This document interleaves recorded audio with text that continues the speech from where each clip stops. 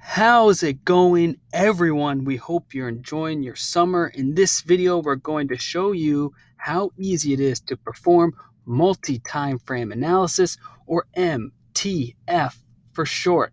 So if you see someone on TradingView saying MTF or a trader talking about MTF, they're referring to multi-time frame analysis. So what is it? It's exactly like it sounds. So this right now is a 30-minute chart of TLT.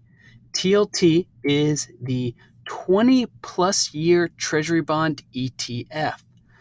What we're going to do is look at a 30-minute chart of TLT with multiple time frames overlaid on it.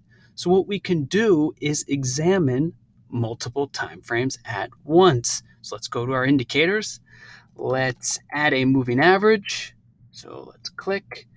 And now what we have here is this blue line here, which is a moving average. But what you'll see as we go to the settings of this moving average is that its resolution by default is the same as symbol. Same as symbol means 30 minutes. So it has a length of 9 and a resolution that's the same as the symbol, or 30 minutes. But let's put a different time frame on top of this chart.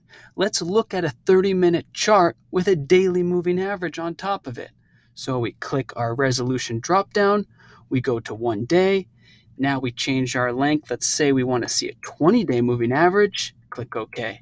So now what we have is a 30-minute chart of TLT and a 20-day moving average. So we have two time frames at the same time on one screen.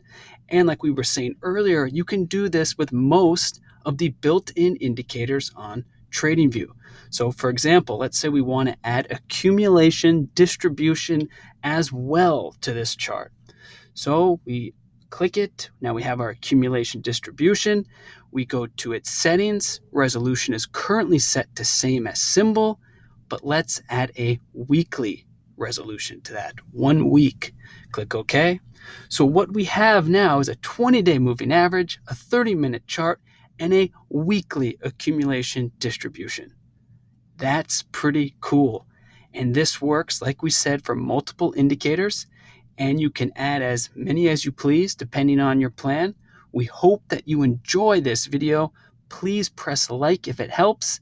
And if you use multi-time frame analysis for your own trading, how about you drop a line in the comments with some tips and tricks for everyone else to learn from? Thanks for